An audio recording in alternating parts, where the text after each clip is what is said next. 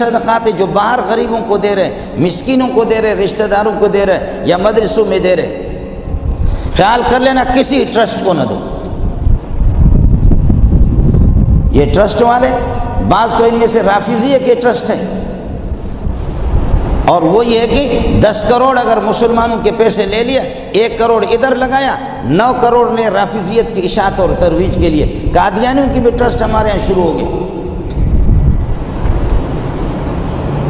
کل میں حیدرآباد گیا تو سکھر گئے تھے، راستے پہ حیدرآباد میں ایک پٹھان سے ملے، بہت بڑا سرمایہ دار ہے، کہتے لا کر کے مجھے قرآن مجید دیا ہے کسی نے، کسی قادیانی نے قرآن مجید دیا ہے، اس کا جو غلاف ہے اور ڈبہ ہے، جس ڈبے کے اندر قرآن کو رکھا جاتا ہے، وہ ڈبہ 9000 روپے کا ہے۔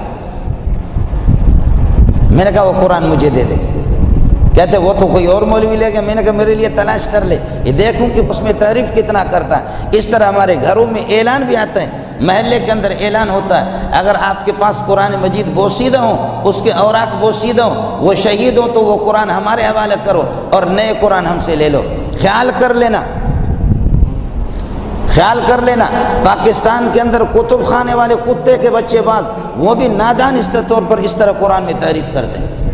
اس کا پتہ آپ کو جو بیٹھے ہوئے پتہ نہیں چلے گا، اس کا پتہ مولوی منظور کو چلے گا، اس کا پتہ ایک حافظ قرآن کو پتہ چلے گا کہ کہاں انہوں نے شد چھوڑا ہے، کہاں پر مد چھوڑا ہے، کہاں زیر چھوڑا ہے، کہاں زبر چھوڑا ہے، کہاں پر انہوں نے وقف لگایا۔ یہ ملا کو وہ ملا بھی ہر الو کے پٹے مولوی کو نہیں ہوگا، مولوی بھی تو ایسے ہی ہمارے،